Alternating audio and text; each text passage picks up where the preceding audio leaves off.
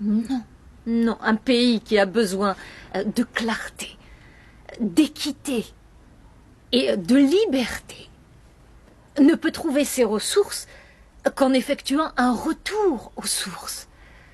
Donc, autrement dit, tout ce qui fait que l'Algérie est ce qu'elle est. Arabe, berbère et musulmane.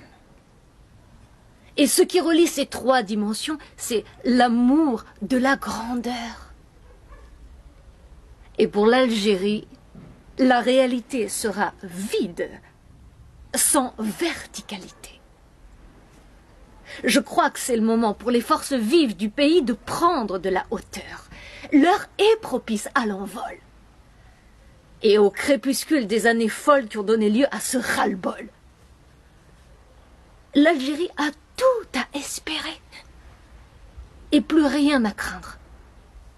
Excepté son Dieu, qui lui donne une dernière chance pour enfreindre toutes les lois de la pesanteur qui a ralenti les battements de son cœur.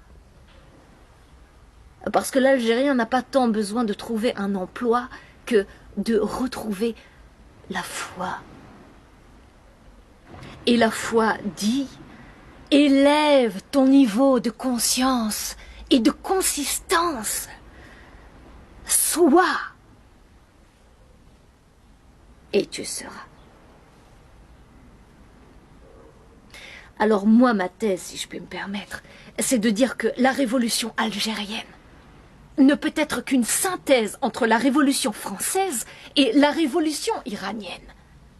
Retrouver la liberté pour honorer son Dieu.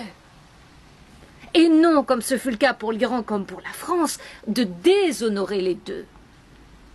Dans un cas, le maître s'opposa à Dieu, et dans l'autre, c'est Dieu qui s'opposa au maître, alors qu'il eût fallu concilier les deux.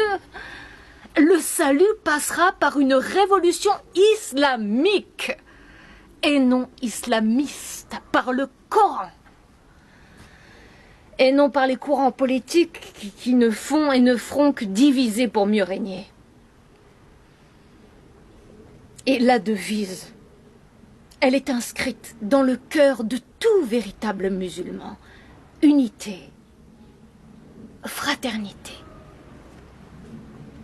spiritualité.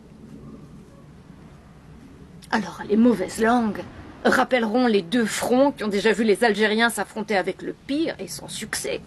Le front de libération nationale et le front islamique du salut. Les deux enfants terribles du pays qui ne sont que deux parenthèses douloureuses et malheureuses, mais qui n'ont aucune chance de se reproduire parce que l'Algérien sait désormais à quel saint se vouer ou se dévouer. À quel saint? Celui qui assurera sa vigueur et sa rigueur morale. Quel saint? Celui qui mouillera sa chemise pour nourrir ses enfants et non pour crever le plafond. Et ce saint, on sait déjà comment il s'appelle, c'est le peuple algérien, qui fera du vendredi, le jour d'après-demain et d'avant-hier.